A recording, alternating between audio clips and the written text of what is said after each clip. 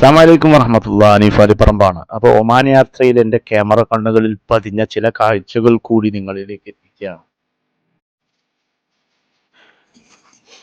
നബി സല്ലല്ലാഹു അലൈഹി വസല്ലമ തങ്ങളുടെ കാലത്ത് ജനിക്കുക, യുവാവായിരിക്കുമ്പോൾ നബി സല്ലല്ലാഹു അലൈഹി വസല്ലമ തങ്ങൾ മക്കയിൽ പ്രബോധനം നടത്തുക, ആ സമയത്ത് അന്നത്തെ പരിമിതമായ യാത്രാ സൗകര്യങ്ങൾ ഉപയോഗിച്ചുകൊണ്ട് മക്കയിലേക്ക് യാത്ര ചെയ്യാൻ സാധിക്കുക, തങ്ങളിൽ നിന്ന് വിശ്വാസം സ്വീകരിക്കാൻ ഭാഗ്യമുണ്ടാവുക, അവിടുത്തെ പ്രത്യേകമായ നിർദ്ദേശപ്രകാരം സ്വന്തം സമൂഹത്തിലെ ജനങ്ങളെ സത്യവിശ്വാസത്തിലേക്ക് ക്ഷണിക്കുക, സ്വന്തം സമൂഹത്തിലേക്ക് യാത്ര ചെയ്തെത്തുക, എന്നിട്ട് ആ സമൂഹത്തെ ഇസ്ലാമിലേക്ക് ക്ഷണിക്കുക. ഒരാളെ സംബന്ധിച്ചിടത്തോളം ഇത്തരം പദവി ലഭിക്കണമെങ്കിൽ ഒന്നിരിക്കൽ സ്വഹാബിയായി മാറണം.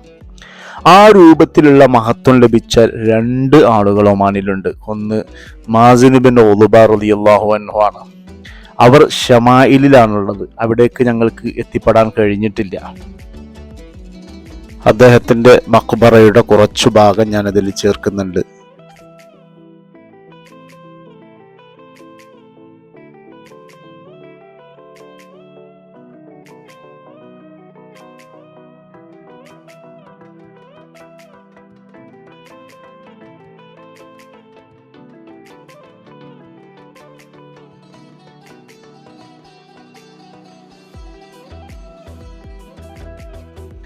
എന്നാൽ മറ്റൊരാളുള്ളത് സുഹൈർ ഇബ്നു ഖിർളം റളിയല്ലാഹു അൻഹു ആണ്. അവരുള്ളത് ലോഹാറിലെ മിർബാത്തിലെ കടൽ തീരത്ത് പ്രകൃതി ഭംഗി കൊണ്ട് കാഴ്ചക്കാരെ അവരിലേക്ക് മാടി വിളിക്കുന്ന ഒരു സ്ഥലത്താണ്. ലോഹാറിലെ ആ കടൽ തീരത്ത് ആണ് ഈ ഒരു മഖ്ബറയുള്ളത്. എന്നാൽ മഹാനവറുകളെ കുറിച്ചാണ് ഈ ഒരു വീഡിയോയിൽ നമുക്ക് പറയാനുള്ളത്. അവരെക്കുറിച്ച് തബഖാത്തുൽ കുബ്രയിലും മറ്റു പല ഗ്രന്ഥങ്ങളിലും വിവരിച്ചു കാണാം. അവിടുത്തെ മഖ്ബറ ആദ്യകാലത്ത് മണ്ണും കല്ലുമൊക്കെ ഉപയോഗിച്ചു കൊണ്ടുള്ളതായിരുന്നു. പിന്നീട് പല തവണ അത് പുനർനിർമ്മാണത്തിന് വിധേയമായിട്ടുണ്ട്.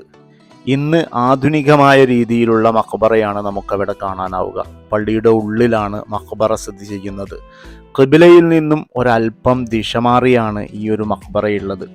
തങ്ങളെ കണ്ടതായും അവരെ അടുത്തിരുത്തി ആദരിച്ചതായും സ്വന്തം സമൂഹത്തിലേക്കുള്ള കത്ത് അവരുടെ കൈയച്ചു എന്നൊക്കെയാണ് ചരിത്രത്തിലുള്ളത്.